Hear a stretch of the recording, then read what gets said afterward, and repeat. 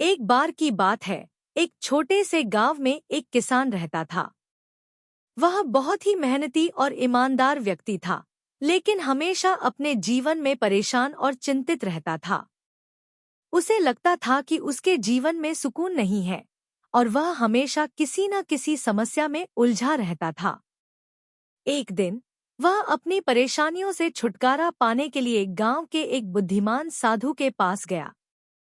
उसने साधु से कहा, गुरुजी, मैं बहुत मेहनत करता हूँ, लेकिन फिर भी मेरे जीवन में सुकून नहीं है। मैं हमेशा चिंतित और परेशान रहता हूँ। कृपया मुझे बताएं कि मैं क्या करूं? साधु ने मुस्कुराते हुए किसान से कहा, तुम्हारे जीवन में सुकून लाने का उपाय बहुत ही सरल है। तुम्हें हर रोज सुबह सूरज उगने से पहले उठना होगा और अपनी खेती के पास जाकर वहां बैठना होगा।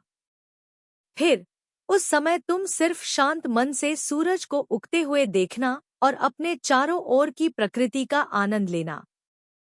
किसान ने साधु की बात मानी और अगले दिन सुबह जल्दी उठकर अपनी खेती के पास गया। उसने वहां बैठकर सूरज को उगते देखा और प्रकृति की सुंदरता को महसूस किया। उसने देखा कि सूरज की किरणें धीरे धीरे धरती पर फैल रही हैं और पक्षी अपनी मीठी आवाज में गा रहे हैं।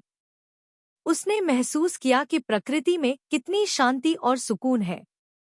कुछ ही दिनों में किसान ने पाया कि उसकी चिंताएं धीरे धीरे कम होने लगी और उसके मन में शांति और सुकून का एहसास होने लगा। वह अब पहले से ज्यादा खुश और संतुष्ट रहने लगा। फिर वह साधु के पास वापस गया और कहा, गुरुजी, आपकी सलाह ने मेरे जीवन में चमत्कार कर दिया है।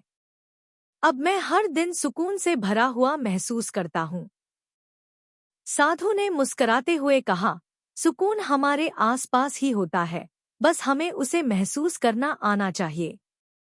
जब हम अपनी चिंताओं को छोड़कर प्रकृति की शांति में डूब जाते हैं, तो हमें असली सुख और संतोष मिलता है।